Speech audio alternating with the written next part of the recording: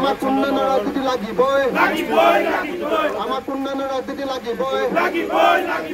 ইনকলাব জিন্দাবাদ সাম্প্ৰদায়িক ৰাজনীতি বন্ধ কৰক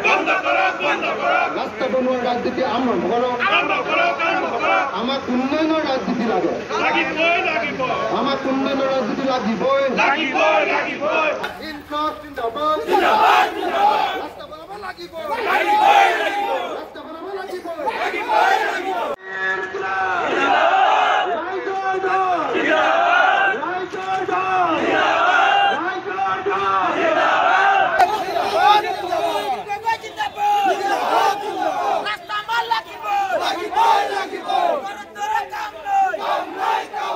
ভয়াবহ ৰাস্তা আমি ক'তো দেখা নাই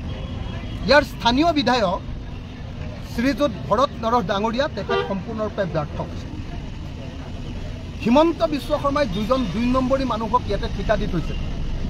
এজন লখিমপুৰ বিধানসভা সমষ্টিৰ দুষ্ট বিধায়ক মানৱ ডেকা আৰু আনজন এই লখিমপুৰ লোকসভা সমষ্টিৰ MP কি নাম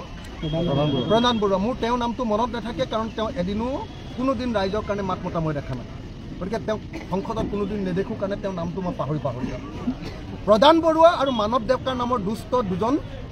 প্ৰতিনিধিয়ে কি কৰিছে ইয়াৰ ৰাস্তাবিলাক কাটি কাটি নি বেলেগ ঠাইত গৈ বনাই আছে বা তেওঁলোকৰ বেলেগ ঠাইত নিজৰ এজেণ্ডা অনুসৰি সাম্প্ৰদায়িক এজেণ্ডা অনুসৰি কাম কৰি আছে সেইকাৰণে ৰঙানদী সমষ্টি আৰু নাওবৈচা সমষ্টিত ৰাস্তা পদূলি এনেকুৱা ভয়াবহ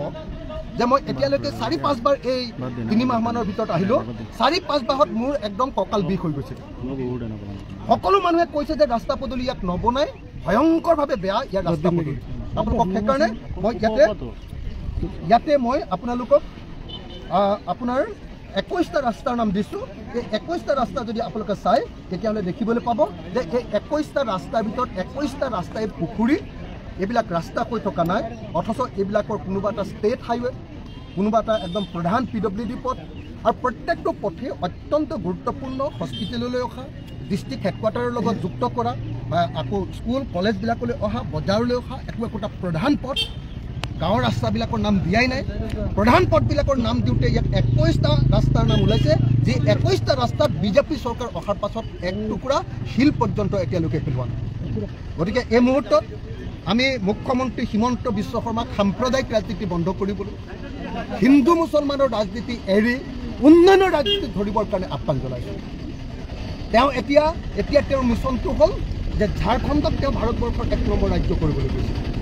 অসমক তেওঁ তলফালৰ পৰা 6 নম্বৰ ৰাজ্য কৰি তলফালৰ পৰা 6 নম্বৰ 33খন ৰাজ্যৰ ভিতৰত অসম ভাৰতৰ 6 নম্বৰ ৰাজ্য তলফালৰ পৰা আৰু ওপৰৰ পৰা 27 নম্বৰ ৰাজ্য কৰি আগতকৈ ৰাজ্যখনৰ অৱস্থা বেয়া কৰি গোটেই ৰাজ্যখনক সম্পূৰ্ণৰূপে ঋণত ডুব যোৱাই এতিয়া তেওঁ ঝাৰখণ্ডক 1 নম্বৰ ৰাজ্য কৰিবলৈ লাগি আছে তেওঁ অসমৰ ৰাজনীতিত নাই তেওঁ এতিয়া অকল ঝাৰখণ্ডৰ ৰাজনীতিত লৈ অসমৰ পইচা নি 2 নম্বৰী সব পইচাবিলাকেৰে ঝাৰখণ্ডত তেওঁ ইলেকশ্যন কৰি আছে সেইকাৰণে হিমন্ত বিশ্ব শৰ্মাক প্ৰত্যাহ্বান জনাইছোঁ তেখেতৰ যদি সৎ সাহস আছে তেখেতে এবাৰ ৰঙানদী সমষ্টিলৈ আহি এই ৰাস্তাবিলাক এবাৰ ভ্ৰমণ কৰক আৰু তেখেতৰ উন্নয়নৰ 1 নম্বৰ ৰাজ্য ভাৰতৰ 1 নম্বৰ ৰাজ্য কৰা এই ৰাজ্যখন এবাৰ চাই যাব তেওঁৰ ৰাজ্যত তেওঁৰ দিনত অসমৰ ৰাইজৰ অসমৰ মূল পথবিলাক মূল PWDৰ পথবিলাক ষ্টেট হাইৱেবিলাকৰ অৱস্থা কেনেকুৱা তেওঁ ইয়াত আহিলে দেখিবলৈ পাব গতিকে আজি স্থানীয় ৰাইজে ইয়াত প্ৰতিবাদ সাব্যস্ত কৰিছিলে মই ৰাইজৰ দলৰ সভাপতি হিচাপে আজি ৰঙানদী সমষ্টিত এটা গণসমাৱেশত যোগ দিবলৈ আহিছোঁ গতিকে চিলনীবাৰীত হোৱা এই গণসমাৱেশত যোগ দিবলৈ আহোঁতে মই ৰাইজৰ এই আন্দোলনত এই মানৱ শৃংখলৰ কাৰ্যসূচীত অংশগ্ৰহণ কৰিলোঁ মই নাওবৈচাৰ ৰাইজ আৰু ৰঙানদী ৰাইজৰ এই আন্দোলনৰ প্ৰতি ৰাইজৰ দলৰ পূৰ্ণ সমৰ্থন ব্যক্ত কৰিলোঁ আৰু অসমৰ মুখ্যমন্ত্ৰীক মই আহ্বান জনাইছোঁ যাতে এই 21টা ৰাস্তা অনতিবিলম্বে বনোৱাৰ ব্যৱস্থা কৰে আৰু যদি নকৰে তেতিয়াহ'লে ইয়াৰ ৰাইজক মই লখিমপুৰৰ ৰাইজক আহ্বান জনাইছোঁ তেখেতসকল গুৱাহাটীলৈ আহক ময়ো থাকিম যে মুখ্যমন্ত্ৰীৰ কাৰ্যালয় নহ'লে বা PWDৰ চিফ ইঞ্জিনিয়াৰৰ কাৰ্যালয় আমি একেলগতে ঘেৰাও কৰিম